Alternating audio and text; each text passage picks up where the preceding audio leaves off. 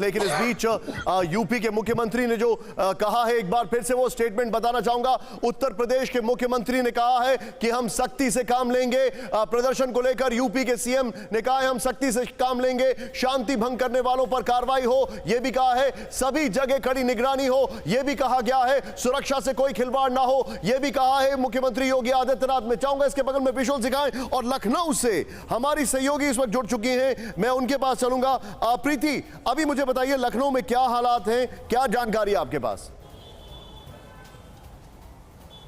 हाँ बिल्कुल, मैं बता दूं कि अभी लखनऊ की अगर मैं बात करूं तो लखनऊ में स्थिति शांतिपूर्वक है और यहाँ पे स्थिति शांति है। लेकिन यहाँ पर अभी एक बड़ी बैठक चल रही है सिग्नेचर बिल्डिंग में, जिस बैठक में डीजीपी जो हैं उत्तर प्रदेश के डीएस चौहान और अवनीश अवस्थी जो गृह सचिव हैं, वो सभी लोग यहाँ पे जो आला अधिकारी हैं वो इस बैठक में मौजूद हैं और मॉनिटरिंग की जा रही है। जिन जिन उत्तर प्रदेश के जिन जिन जिलों में पथराव हुआ है और स्थिति बेकाबू हो गई है, उन सभी जगह की यहाँ से मॉनिटरिंग की जा रही है। बड़ी बैठक चल रही है और ये कहा जा रहा है कि जल्दी जो स्थिति को काबू में कर लिया जाएगा। साथ ही मैं आपको ये भी बता दूं कि अवनीश अवस्थी जो गृह है, उन्होंने कहा है, एक बड़ा आदेश दिया है अधिकारियों को। उन्होंने कहा है कि शाम तक जिन जिन इलाकों में इस तरीके की घटनाएं हुई हैं, वहां के जो आला अधिकारी हैं वो शाम रोकूंगा यहाँ पर।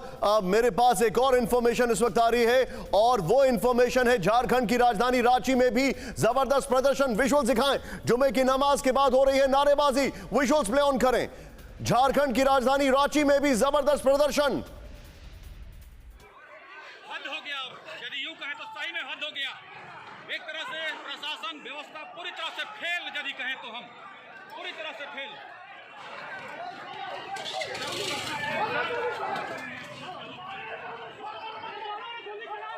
लेकिन इस सब के बीच में बताना चाहूंगा, मेरे साथ विक्रम सिंह सर जुड़ चुके हैं। मैं उनका स्वागत करना चाहूंगा। Sir thank you very much, बहुत बहुत शुक्रिया। आज आपको लास्ट वन पे हमने इस तरीके से परेशान किया, लेकिन सर मुझे एक बात बताइए, आपको इस मैडनेस में कोई मेथड दिख रहा है? आपको ऐसा लग रहा है कि क्या आपको ऐसा लग रहा है कि ये वन ऑफ इंसिडेंट है और ये स्टीम आउट हो गया, या आपको ऐसा लग रहा है कि ये आगे और बढ़ेगा? ये तीनों सवाल जो हैं बड़े इंपॉर्टेंट हैं सर। निशान जी, मैं कहना चाहूंगा, क्योंकि इससे मेरा थोड़ा अनुभव है हैंड्स ऑन, मैं कहूंगा इस मैडनेस का एक मेथड है। अगर किसी की आपसे मेरी बात होगी, अगर मैं आपत्ति न करेंगे कि आप मेरा हिसाब अभी करेंगे, परसों 10 दिन बाद नहीं करेंगे। जाहिर है कि इस तरीके से अलग अलग स्थानों पे अगर अलग अलग तरीके से प्रदर्शन हुआ है, जुमे के दिन का इंतजार करके किया गया है, तो there is a method in madness. इस बात का सबूत इससे भी है, शाही इमाम जामा मस्जिद दिल्ली, उनका ये कहना, ऐसा लगता है कि अवांछनीय राजनीतिक व्यक्ति इस अमुक पार्टी के, जिनका पार्टी का नाम मैं नहीं ले रहा हूं, इंगित करके उन्होंने यहां पर दुर्व्यवस्था फैलाई।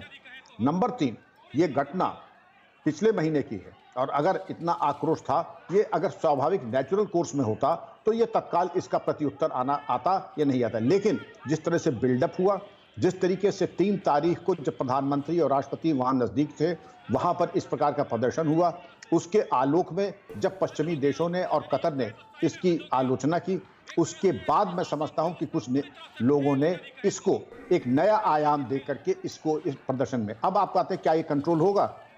बड़े बड़े एजिटेशन आए, वो भी कंट्रोल हुए, ये भी कंट्रोल होगा।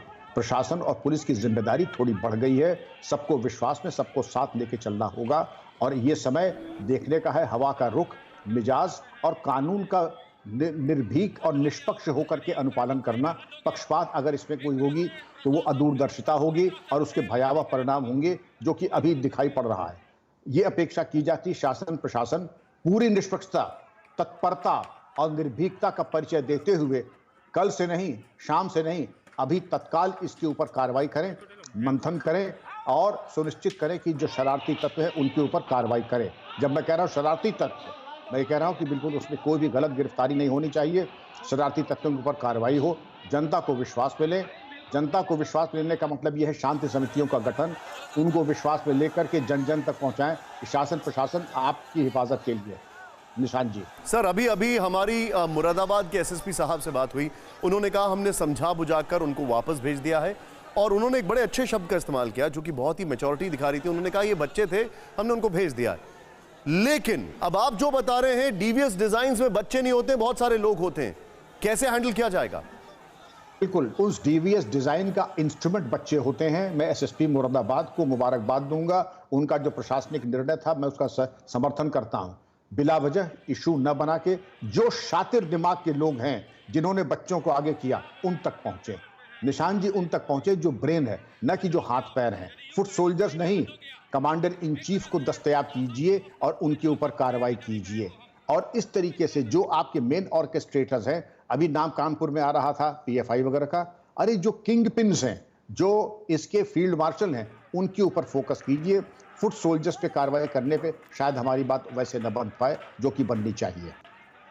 परवाह देश की, सोमवार से शुक्रवार रात 10 बजे TV9 भारतवर्ष पर।